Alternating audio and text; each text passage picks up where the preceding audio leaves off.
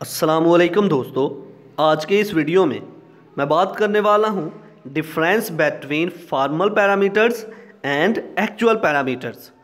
तो बगैर टाइम ज़ाया किए चलिए शुरू करते हैं। Formal parameters and actual parameters, point number 1 को देखते हैं। फॉर्मल पैरामीटर्स के they are used in function header. Formal parameters जो हैं वो फंक्शन हेडर में यूज़ किए जाते हैं।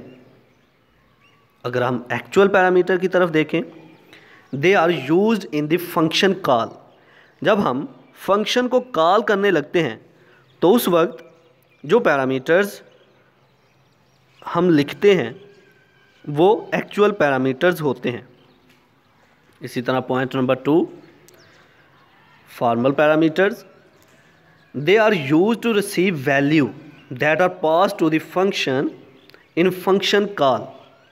फंक्शन कॉल के टाइम जो हम वैल्यू फंक्शन को पास करते हैं तो फॉर्मल पैरामीटर्स के थ्रू पास की जाती हैं। इसी तरह पॉइंट नंबर 2 एक्चुअल पैरामीटर्स का, they are the actual values that are pass to function definition in function call. ये वो वैल्यूज़ होती हैं जो फंक्शन डेफिनेशन को पास की जाती हैं फंक्शन कॉल के थ्रू। एक्चुअल पैरामीटर्स वो पैरामीटर्स हैं जिनके थ्रू हम वैल्यू जो है फंक्शन डेफिनेशन को पास कर रहे हैं फंक्शन कॉल के थ्रू।